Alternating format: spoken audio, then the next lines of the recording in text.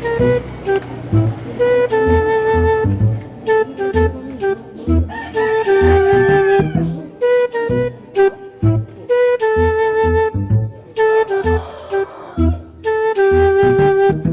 morning mga busing. Dito naman tayo exercise. 1, 2, 3, 1. 1, 2, 3, 2. Magdilaguto ng buko. Kaya ka kay ganda rin.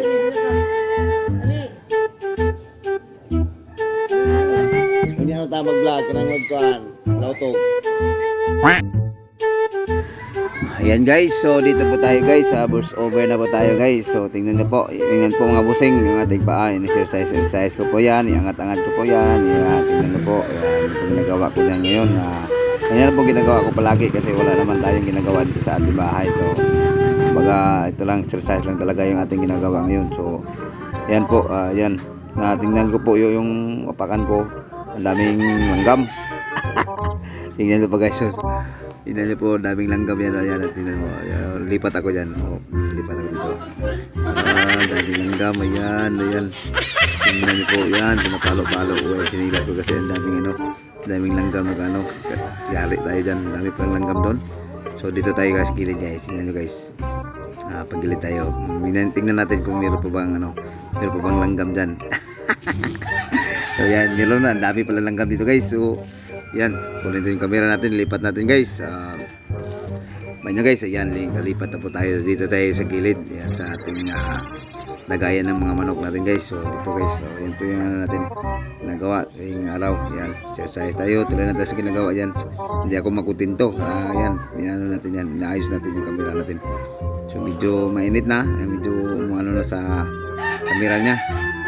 Umiilaw na, magiging ano na, parang tawag sa Tagalog yun, parang rainbow na o nagre-rainbow na siya. So guys, po lingon-lingon lang po tayo. Meron tayong mga kasamahan na mga kilala dumadaan, mga nakamotor. So yan po ang ginagawa natin dito sa ating bahay guys.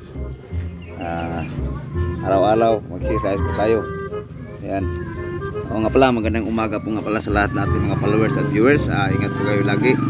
Saan man kayo mapunta, bago tayo alis sa ating bahay. So manalangin po tayo. Ingatan po natin ingatan po tayo ng ating Panginoong Diyos. So yan, huwag kalimutan yung magbanggit sa Kanya. So mga pa, dagdag kaalaman din po, kung nagmumotor po kayo o ano yung sasakyan nyo, kailangan double check nyo po kung sakaling maayos na yung preno nyo. Kasi alam nyo po, yung pagka-disgrasya ko na hindi umawak yung preno ko, ganyan po nangyayari. Kaya yung ginagawa ko ngayon, yan, kaya ito nangyayari sa akin. Kaya kayo, paalala ko lang sa inyo, yung kalimutan, double check nyo yung mga yung inyong mga brake o preno, double check nyo dyan. Ayan, balik po tayo guys. Dito po, tingnan nyo po, hindi po yung ginawa ko yan, yung exercise ko po, yung napag-apa ko po yung aking paa. Ayan, yung ginagawa ko yan, tingnan po. So tingnan nyo yung mukha ko, parang sino eh. Binitawan ko nga pala yung ano ko, yung pang-apat natin na paa.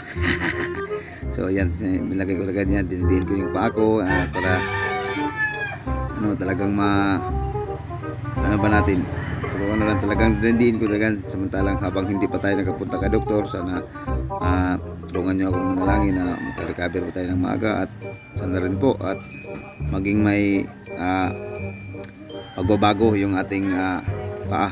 Kaya punta natin ka doktor, kailangan lang i-x-ray na naman po ulit guys. Kaya gano'n, yung mga motor na ng mga kaibigan natin. Tingin-tingin lang tayo sa kanila kasi wala naman tayong magagawa. So ganyan talaga yung buhay natin guys.